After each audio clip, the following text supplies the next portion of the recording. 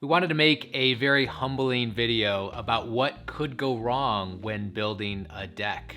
But the truth of it is that if you're working with a builder who specializes only in decks, these really shouldn't ever get to a point where they are issues. But we still want to discuss what things could come up while building a deck that may be unexpected.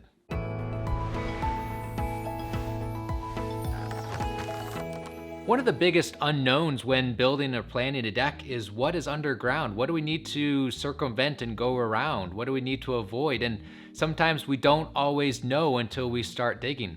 It's like remodeling a kitchen and you pull off the drywall only to find all the studs are rotted and moldy from a slow leaking pipe that has been leaking for years. Digging underground, we have come across a lot of interesting things. We have come across full dried bags of concrete, a full pallet of bricks. We've also come across a secret underground pool that the homeowner never knew was there from a previous homeowner and we had to move around.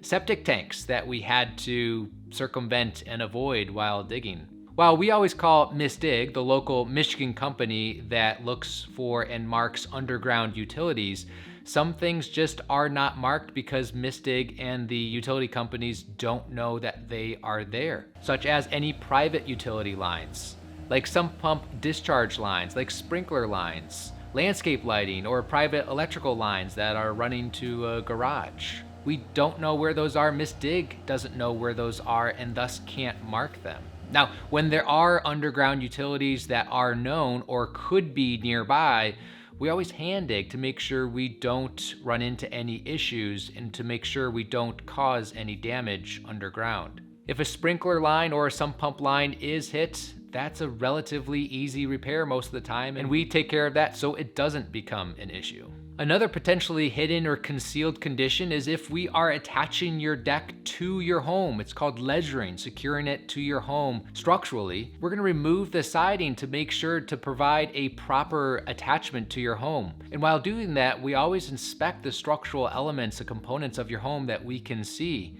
If you had an existing deck that was maybe attached to your home improperly, allowing water to get behind that ledger, there's a chance that part of your home, that rim joist of your home, is rotted and needs to be replaced. We wouldn't know that until we've started working and demoed your existing deck and cut away the siding to see what we're working with there. Or if you have an existing deck that we're resurfacing, we're gonna keep the structure and just replace the deck boards and maybe replace the railings.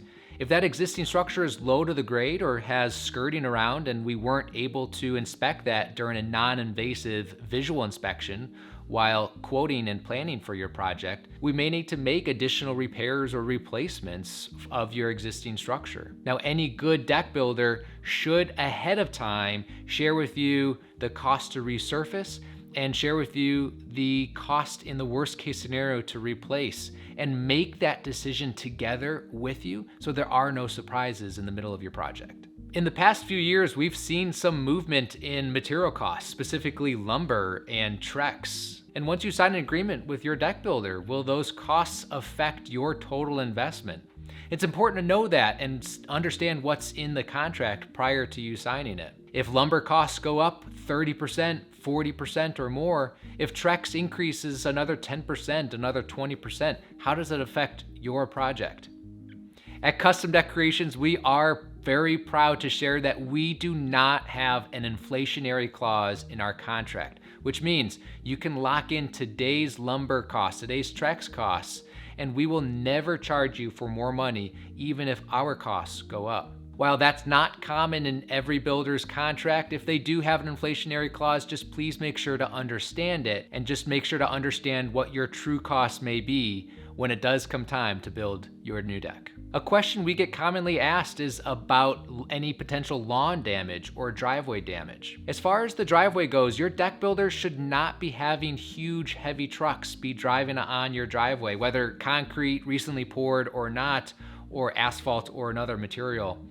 And if there are any dumpsters on the driveway, those dumpsters should have lumber, wood underneath those dumpsters to protect the driveway, to make sure that the driveway doesn't become scratched or marred from using a dumpster. Now, as far as the grass goes, just keep in mind that building a deck is a messy job.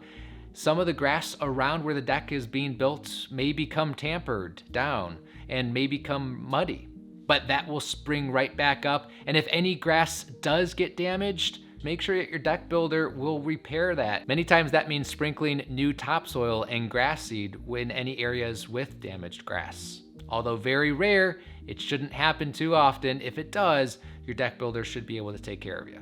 With all that being said, a visual, non-invasive inspection should be able to catch most things that could go wrong during a deck build, and your deck builder should help you understand what possible issues could arise during a build prior to you moving forward. If you're in the Southeast Michigan area, please call Custom Deck Creations. We'd love to help you with your project and address any potential concerns you have with your upcoming deck project.